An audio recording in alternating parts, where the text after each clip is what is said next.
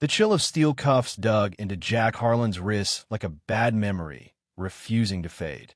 He blinked awake in the dim glow of an oil lamp, his head pounding from whatever they'd slipped into his whiskey the night before. This was his own cabin in the rugged hills of New Mexico Territory, 1890, but it felt all wrong, his table cluttered with his own canned beans, now being eaten by two strangers who sat there like they owned the place. The younger one had sun-kissed skin and auburn hair that caught the light, her eyes wide but fierce.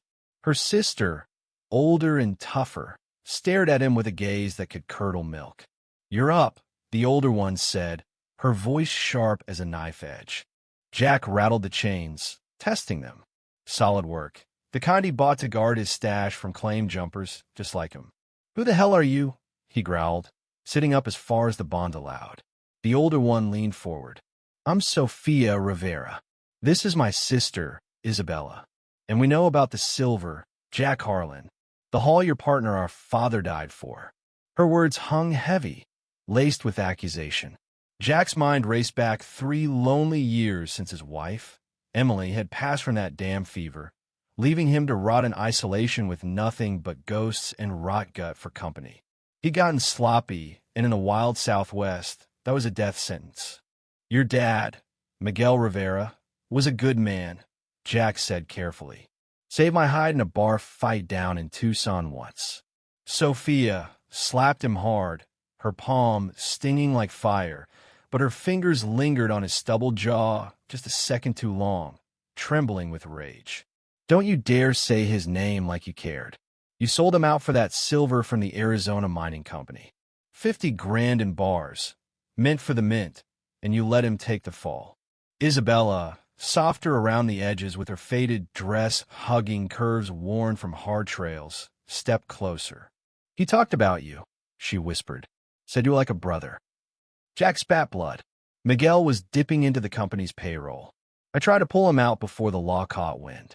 He nodded to his desk. "Check the bottom drawer. Letter to the marshal, never mailed." Isabella fetched it, her hands graceful despite the dirt under her nails. She read aloud. "Marshal Hayes, Miguel Rivera's no thief. He's being played by the Blackwood gang to mule their stolen silver.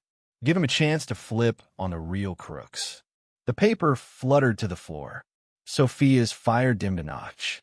"Why didn't you send it?" Jack met her eyes. "Because he came to me with one last score. Said it had set him up to get you two out of harm's way. I couldn't talk him down." The cabin fell silent, save for the wind howling through the cracks like a warning. Sophia slumped, looking worn beyond her 25 years. "He died cursing your name." Isabella knelt by Jack, her scent of desert sage and dust stirring something long buried in him. "Where's the silver, Jack?" Her voice was velvet over steel. He hesitated. "Hidden.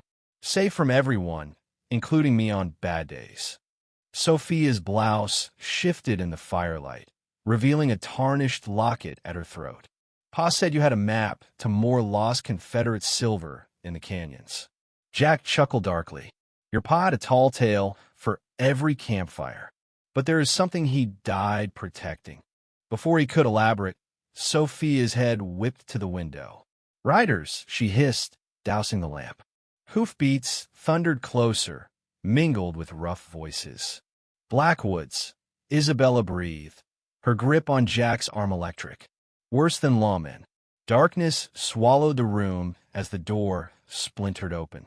"Harlan, send out the Rivera bitches, or we burn you all," boomed a voice thick with menace. Jack whispered urgently, "Keys in my shirt pocket." Isabella's fingers delved in, warm against his skin, intimate in the chaos. She unlocked him, her touch lingering amid the fear. Sophia snapped. Isabella now can't trust him. But shots cracked the air, shattering what near her head. She dove, yanking Isabella behind the sturdy pine table Jack had hewn himself a decade ago. Jack rubbed his wrists and grabbed the shotgun stashed under the bed. "How many?" "5, maybe," Sophia replied, cool as ice, reloading her revolver. "They've got the place ringed." Jack grinned grimly. "They think they do. He pried open a hidden panel in the wall, revealing a crawl space he'd dug during those endless nights of grief. Leads to the corral, 50 yards out. They scrambled through the dank earth, bullets whizzing overhead, emerging in the shadows of the barn as a dust storm kicked up, swirling grit like angry spirits. Sophia pointed. Victor Kane leading them. He got shot Pa while I watched. Isabella's face hardened, beautiful and deadly in the gloom. I saw it too. Jack studied her, the soft lines of her jaw set in stone. Kane was a notorious hired gun, the sort who'd kill for $1 and brag about it in saloons from El Paso to Santa Fe. An explosion rocked the night dynamite through the window, turning Jack's cabin into a blazing inferno. Heat licked at them, even through the wind. Isabella clutched his hand, fingers entwined, trembling. "You're home." "Just boards and nails," Jack muttered, but his voice cracked. Memories of Emily's laughter, her final breaths in that bed all ash now. Sophia's hand on his shoulder was firm, almost tender. "They'll pay." Jack led them into the storm toward the high mesa, his secret spot since Emily's death. The dust would hide tracks or betray them. It was a gamble. "They'll follow," Sophia said, breath fogging. "Good," Jack replied, loading his shotgun. "Isabella, head for that old prospector's shack up the ridge when it starts." She shook her head. "We end this together," Sophia smirked faintly. Stubborn like Pa. They hunkered behind a boulder outcrop. The three of them synced in the pulse of danger, hearts racing with adrenaline and unspoken bonds. The Blackwoods crested the trail, overconfident shadows in the haze. Victor Kane at the fore, his duster billowing like a vulture's wings.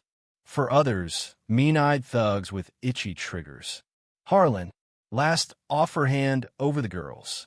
Jack's answer was a blast that shredded Kane's hat. The fight erupted. 17 brutal minutes of gunfire echoing off canyon walls, blood staining the sand, screams piercing the wind. Sophia picked off one with a headshot, precise and unforgiving. Isabella winged another, her hands steady despite the terror. When the dust settled, 3 lay dead, 1 groaning toward the rocks. Kane stood, arm mangled by Sophia's bullet, but defiant. "This ain't over, Harlan. There are warrants on these spick whores from Texas to California. Every badge and bounty man will hunt them." The slur ignited the air. Sophia bristled, but Isabella moved like lightning, her pistol barking. The shot punched Kane's chest, dropping him lifeless. "My name is Isabella Rivera," she said softly. "Remember it." Sophia reloaded calmly. "More will come." Jack eyed Isabella, seeing not the scared girl who chained him, but a woman forged in fire. "Let him. They won't find us alone. They've buried the bodies shallow, the desert's Wayno prayers, just dirt over dishonor." Back at the smoldering ruins, Sophia asked, "The silver?" Jack thought of Emily. Unkept vows, lost chances. Build something real. A clinic in Albuquerque, for anyone rich, poor, white, brown. Spring hit New Mexico hard that year, thawing the chill and unearthing old wounds. They rebuilt together. Jack as Harlan no more. Now Jacob Rivera, papers greased by Silver's pull on the governor. Sophia swung the hammer like a pro. Isabella handled the details, her touch turning rough logs into home. The Silver funded the clinic, treating all without judgment Miguel would have approved. Evenings on the wide porch, Isabella in a fresh calico dress, her hand in Jack's, fingers laced with easy warmth. Sophia oiled her gun nearby, her rare smile signaling approval. Nights, when coyotes howled, Jack recalled Kane's threats, the endless hunt. But Isabella's stir beside him, Sophia's laugh from the kitchen, reminded him. Redemption wasn't wiping the slate, but building atop it. The Southwest tamed some, but love, loyalty, fresh starts they stayed wild. What do you think about the story? Share your opinions in the comments below. Do you agree with Jack's decisions? Or would you have handled the betrayal and the fight differently? Let me know your stance. and express your views. I am curious to hear from you.